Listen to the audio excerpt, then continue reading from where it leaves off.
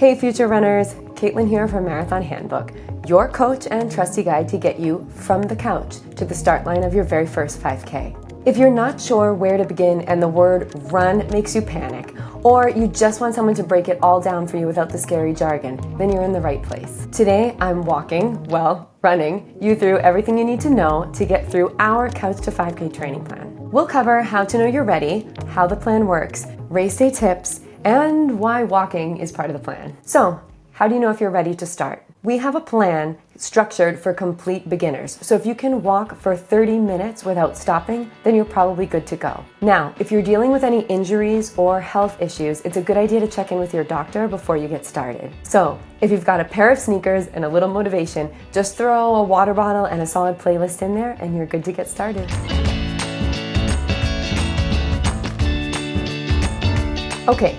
So how does this plan work? The magic of the Couch to 5K program are the walk-run intervals. Short bursts of jogging with walk intervals in between that build up over time. The running intervals will get longer and longer and the walk intervals shorter and shorter until we build up to running the 5K continuously. By adopting the run-walk approach, you can go for longer than if you were to run constantly. The walk breaks give you time to recover and then ramp up to be able to run again. Throughout our Couch to 5K plan, you'll run or run-walk 3 times a week. Each session starts with a warm-up walk, the walk-run intervals, and then a cool-down. Think of it as a gradual build-up. Because let's be honest, Rome wasn't jogged in a day. You'll see that the run-walk intervals are set up for every other day. On the alternate days, you can add in some cross-training if you'd wish.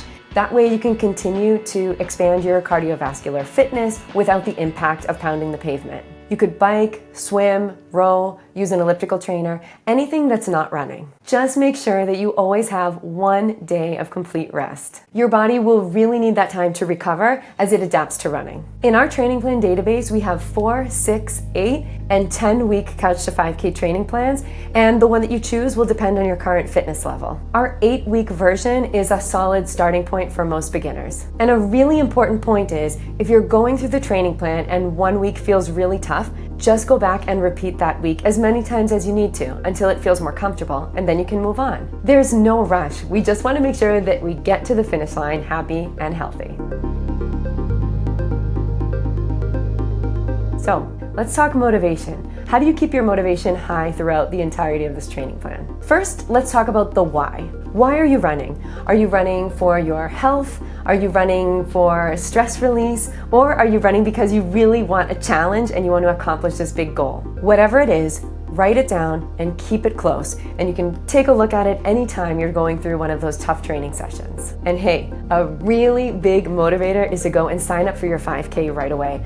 Once you receive that email confirmation, everything changes. Think of it as your official welcome to running certificate. Another idea is to bring a friend along or rope a family member into doing it with you. Accountability helps, and so does the company. It's really great to have someone to go through the tough times with when you're having a hard workout and celebrate all the wins. Okay, so now let's get into some training tips. Always warm up before you run. I love to bake, and I think of it as if I'm baking cookies. I can't just throw the cookies right in the oven. I have to preheat the oven and get it ready to perform. Just like a warm-up, make sure that you cool down after your run. Walk for a little while, stretch out those muscles, and if you're feeling fancy, you can even pull out the foam roller. Recovery is where the real magic happens. And don't worry about speed. It doesn't matter how fast you're moving. The only thing that matters is that you're moving forward.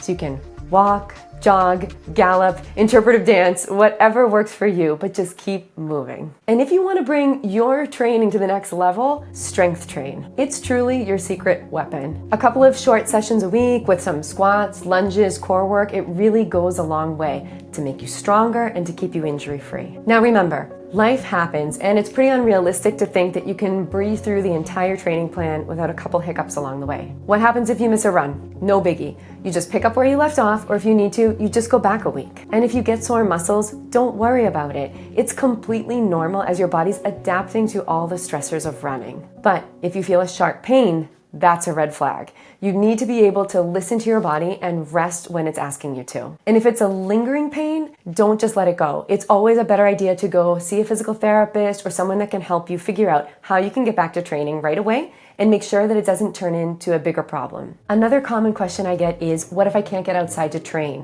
Whether it's because of the weather or kids or other obstacles, don't worry. You can do this plan on a treadmill. And even though outdoor running has a ton of benefits, and let's just face it, it's a lot more fun, the right way to get in your runs is any way you can get in those runs, whatever works best for you. So when you get through your 6, 8, 10-week plan, it's now time for race day. Expect nerves. Expect butterflies in your stomach. I've been racing for over a decade and I still get them every time I get to that start line. But just use it as race fuel. It's such an exciting moment and you need to enjoy it. Make sure that you arrive early, you do a little bit of a warm-up jog, look around, smile, soak it all in. It's your big day. When the gun goes off and the race starts, start out slower than you want to.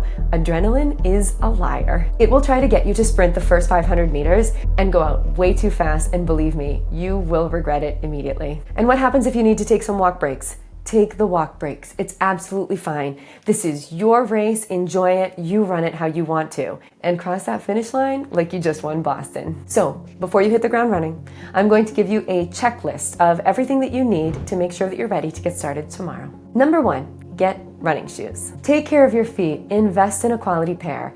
And if you can, take a visit to your local running store and have them do a gait analysis. They can help you choose the best running shoes for you and your biomechanics. And if you need help knowing how running shoes should fit, we have some excellent resources that we'll put in the notes below. Number 2, grab the basics. Now, you don't need a lot of really fancy running clothes or running gear to get started, but a good sports bra, some running socks, leggings or shorts, and a nice lightweight breathable top will get you started off well. You just want to feel confident and comfortable. Number 3, schedule your training sessions. If you treat your runs like appointments, you're much more likely to stick with that schedule. So find a time, carve out whenever is most convenient for you to get in those sessions so you don't miss one. 4, find a buddy. Ask a friend to join you and take this journey with you. It's an accountability partner and it's someone to share all these memories with. Number 5, print out your training plan. Okay, I know, I am totally dating myself. Most of you probably don't even have printers anymore, but I love to have a printed out version of my training plan,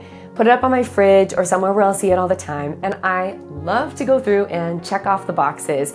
Each day that I finish, each workout that I complete, I like to put a little check mark or an X to show my progress. And lastly, sign up for that race. You'll thank me. If you have that on the calendar, it just gets really exciting and you'll feel super motivated to work your way through this plan. Once you've got these 6 items checked off, you are ready to go.